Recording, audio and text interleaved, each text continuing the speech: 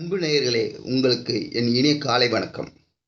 இன்று நாம் தலைவி மாசு சவுந்தரராஜன் அவர்கள் எழுதிய யோசனை என்ற சின்ன சின்ன கதைகள் அடங்கிய சிறுதொகுப்பிலிருந்து சடங்கு என்ற சிறுகதையை பார்க்கலாம். பூமா ஞாயிற்றுக்கிழமையன்று பூ பெய்திருந்தாள். அவளுக்கு சடங்கு வைப்பது சம்பந்தமாக அவளது தாயும் தந்தையும் பேசிக்கொண்டார்கள்.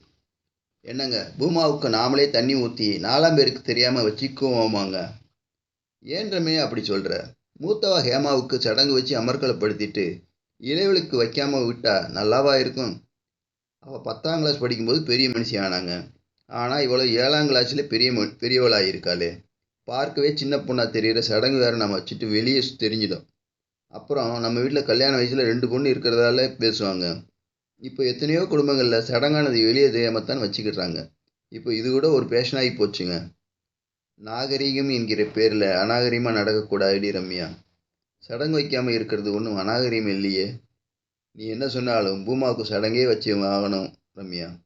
எனக்கு விளங்கி போச்சுங்க நீங்கள் ஏன் சடங்கு வைக்க ஆசைப்படுறீங்கன்னு. அப்படி வைக்காமல் போயிட்டா என் அண்ணன் தம்பிக்கிட்ட இருந்து கிடைக்கிறதும் கிடைக்காம போகணும்னு நினைக்கிறீங்க. ஆமாம், அப்படியே உன் அண்ணன் தம்பியை சீரி செஞ்சு கிழிச்சிடுவானுங்க. செலவு வந்துடுச்சேன்னு உன் அண்ணன் தம்பி அடிச்சுக்கிட்டு கிடப்பானுங்க. என் மச்சனைகளை பற்றி எனக்கு தெரியாதா? அப்படி அடிச்சுக்கிட்டு கிடந்தாலும் நம்ம கேமாவுக்கு ஊர் மிச்சு சீர் செய்தாங்களா இல்லையா? மச்சினன்கள்னாவே இலக்காரமாக பேசிடுறதா? அடேங்கப்பா, பிறந்த வீட்டு பாசம் பொங்குது. பிறகேண்டி பூமாவுக்கு சடங்கு வைக்க வேண்டாங்கிற? பூமா இன்னும் விளையாட்டு பிள்ளையாக தாங்க இருக்கா. தான் பெரிய பிள்ளையாயிட்டோங்கிற எண்ணம் அவளுக்கு இன்னும் வரல. அவளுக்கும் நாம் சடங்கு வச்சு ஊர் வாயில விழ வேண்டாம்னு நினச்சி தாங்க சொன்னேன். ரம்யா, நம்ம முன்னோருங்க ஒன்றும் முட்டாளுங்க இல்லை. சில சடங்கு முறைகளை ஏன் ஏற்படுத்தியிருக்காங்க தெரியுமா?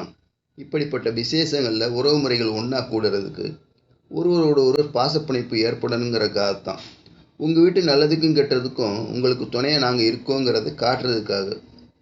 பொண்ணுகளுக்கு சடங்கு என்ன வைக்கிறாங்க தெரியுமா? இந்த வீட்டில் கல்யாண வயசில் பொண்ணு இருக்காங்கிறது உறவுக்காரங்க தெரிஞ்சுக்கிறதுக்காகத்தான். அதனால் பின்னாலே பலன் கிடைக்கும். ரம்யா, பொண்ணுகளுக்கு சடங்குன்னு ஒன்று நடத்தினால்தான் அந்த பொண்ணுக்கு சமுதாயத்தில் தானும் ஒரு அங்கம் ஆயிட்டோங்கிற உணர்வு வரும். சின்ன பிள்ளைத்தனத்தை விட்டொழிக்க எண்ணம் வரும். மாலை போட்டு நிற்கிற அவளை பெரியவங்க மதிக்கிறதை பார்த்தால்தான் பெரிய மனுஷங்கிற நினப்பு மனசில் நிலைக்கும். பெண்ணுக்கு சடங்கு முறை தாய்மாமன் செய்கிறது தான் வழக்கம். அதையே பெற்றவங்க செய்கிறது முறையா சொல்லு. சபையில் தாய்மாமன் என்கிற கௌரவம் உன் அண்ணன் தம்பிக்கு வேண்டாமா ரம்யா? கண்டிப்பாக வேணுங்க. 30வது நாளே சடங்கு வச்சிடுவாங்க. நன்றி.